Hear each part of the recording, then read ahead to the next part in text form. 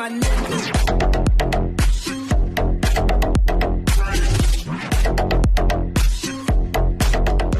All right, so we're here with Brian Norman Jr.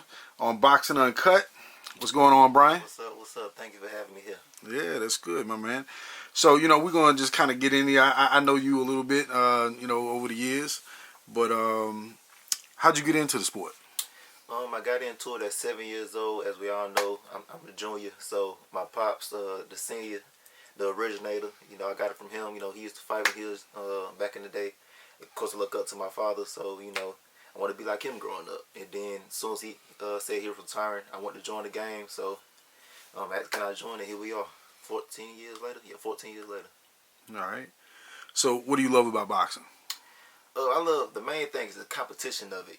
I love competition. And besides that, just the, like you can see the work. Like you see how everything, working, as time goes on, you see like, last year I thought I was bad, and then another year passed, you get it, you look back, I killed that dude, So as time goes on, you just see the progression. I just love it. What is your current record? My current record, well, the official record is 22-0 with 19 knockouts, but my real record is 23-0. I got one no contest, but it's really first round knockout, but that's besides the point. Yeah, well, it's still part of the record. You know what I mean? It just might not be I official. would count it myself. Just know that. Yeah. So who's your biggest inspiration? Biggest, my daddy. But besides my daddy, I'm gonna go top three.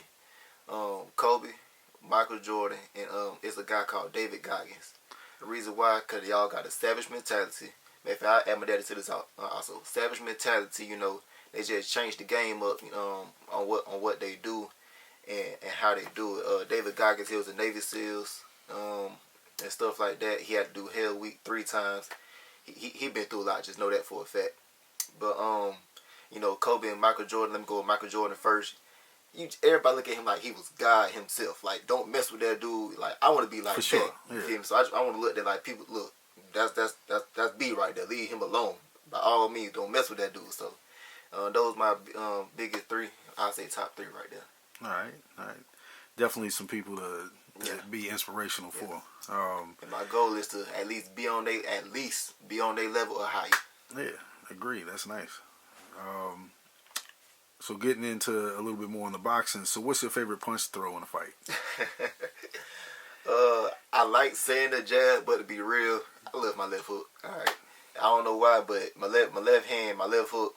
It's just automatic. Right. It's just, then when I hit you with it, folks say, matter of fact, even my jab, people say my jab feels stronger than a straight right hand all day long. So, like everything on my left side, I just love it. I'm right-handed, but my left hand just stronger for some reason. All right. So, in between fights or preparing for a fight, what does your training schedule kind of look like? I say it's the same, it's just not as strenuous, as hard because, we're not training for a fight, There's also a thing called overtraining, so we don't want to hit that point. So right now, this is actually the best part when you don't have a fight coming up, because this is when you can work on everything. Mm-hmm. And when the fight coming up, you're already working on everything. Now it's time to just sharpen what you already worked on. So now this is the best time because you add more and more to your arsenal. So I think the off season, I guess you would call it the off season, is the best time. All right. So who are you training with outside of your father? Besides my father, actually, it's his old trainer. His name is Barry Richardson. Matter of fact, the reason why I love working with both of them, so you got my daddy, he the savage or whatever, so he put the savage in me. Of course, he got the brains and stuff like that too, but his main thing is bringing the savage to me. Like, forget all that, forget everything you talking about doing. I'm finna kill you, you ain't finna do nothing about it. Then you got Barry Richardson. He the one who come in with the mind games, it's all about technique,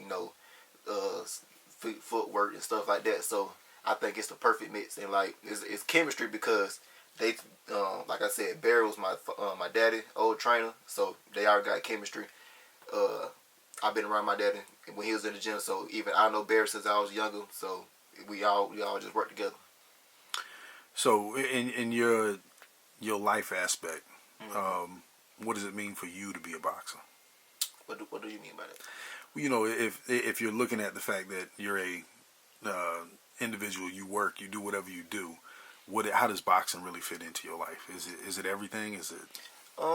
I wouldn't say it's everything. I say half and half, because half boxing, half family and stuff like that. Cause I mean, let's say boxing is not everything. Let's say I got bad hands. I'm gonna be real. I got bad hands. Let's say my hands break forever. I can't box no more.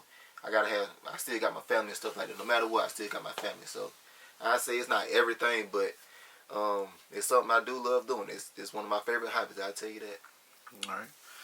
So, in your opinion, what separates you from every other fighter in your division? Simply the work ethic and the mind of it. Like I my daddy was a pro. Also, he was like I said before. So everything he learned at the end, he had vertigo. Yeah, he had vertigo. So he had balance problems and stuff like that. So everything he learned at the end, he couldn't do it, but I could because I was younger. So when I started at 7 years old, he was already putting all the in me at a young age. So I got a head start on everything. Like even if everybody started when they was 5 years old, they ain't got the mind of it though. Mm-hmm. So it's the maturity of it also. And like now I got 2 trainers that know exactly what they're doing. So I think I got the biggest head start simply because of the mind, the mental of it. So I know that you've had the opportunity to spar against some known professional boxers since you started. So who has truly been a workout and who just likes to run their mouth? I don't want to say that, but I would say some top fighters I sparred before. Gervonta Davis. I'm just gonna call him Tank. Terrence Crawford. Jerron Ennis. It's a guy named Charles Conwell. He was on the Olympic team. Jaleel Hackett. I sparred a few guys, and I will say all of them are very solid fighters, and we all will be at the top one day. Well, Jerron, Terrence Crawford, and Tank, they already at the top. But me and Jaleel and Charles Conwell, we're going to all be at the top with them as well. All right. So we're not going to get into who like to run their mouth. We'll leave that one alone. Yeah. Well, I say who like to trash talk a lot. That man Tank, he don't stop talking. I'll tell you that all day long. It was real good work. I loved it.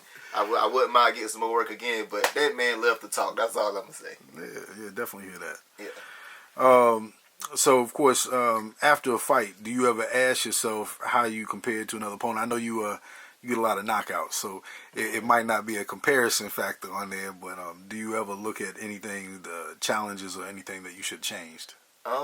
What I look at, the only way I compare myself, like say if I'm fighting a certain opponent, what I like to do, what you just said, knockouts, what I like to do, I look at their record. If they ever been knocked out before, that's the first thing I look for. How fast did they get knocked out? Let's say first round, 1 minute and 30 seconds. My goal is to get 1 minute and 29 seconds or under, and then that's all I care about. Right. But if they never get knocked out before or they never lost, my goal is to simply win, But I would love to get a knockout. I'm not going to say I just want to win and that's it. I want to win in spectacular fashion and stuff like, stuff like that. Like, a win is not just a win unless you do it big. Like, anybody can win a fight. But the greats do it in a great way. So if you could have one dream fight or a dream sparring session, who would you like to do it? All time or just now? You say all time. All time. Right. Living or not? All right.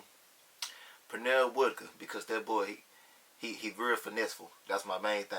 I'm gonna give you 3 of them. Pernell Whitaker, Floyd Mayweather, because it's Floyd Mayweather. I want to test myself.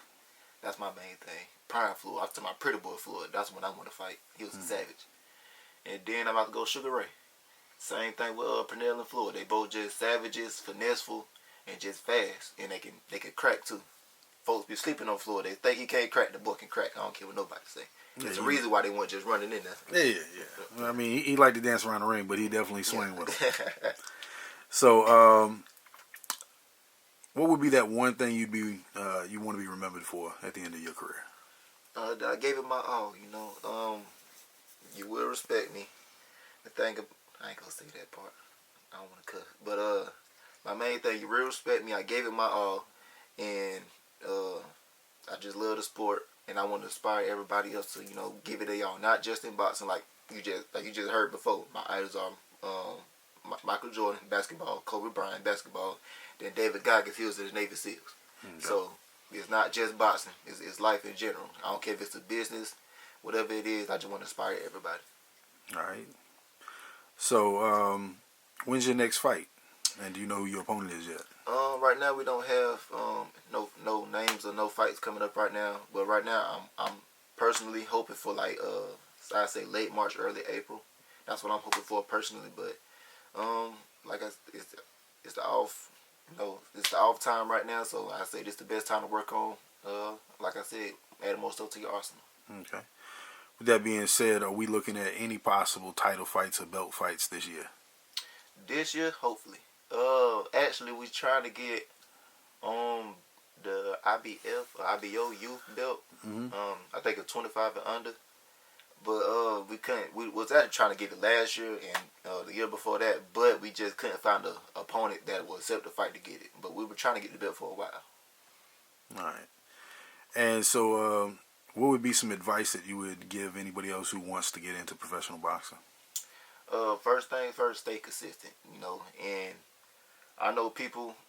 It seems like it's real big on the physical, but trust me, I say it's 90% mental, 10% physical. Because I can be out of shape and still beat somebody up just because I know what I'm doing. So the main thing is focus on your mental. Study fighters that's built like you and who is your style of fighting.